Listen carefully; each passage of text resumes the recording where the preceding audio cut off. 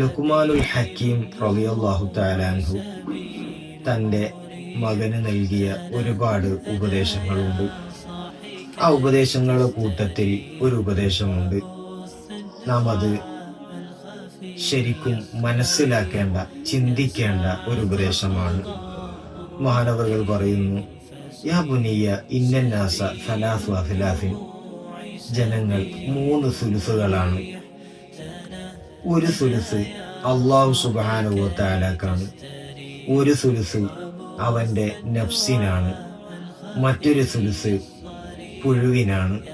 മഹാനവറുകൾ വിശദീകരിക്കുന്നു, അല്ലാഹു സുബ്ഹാനഹു വ തആലക്കുള്ള സുലുസ് അവൻ്റെ ആത്മാവാണ്. അതുപോലെ അവൻ്റെ നഫ്സിനുള്ള സുലുസ് അവൻ്റെ കർമ്മമാണ്, പ്രവർത്തനമാണ്. വഅമ്മാ ലിദ്ദൂദി, പുഴുവിനുള്ള സുലുസ് അവൻ്റെ ശരീരവുമാണ്.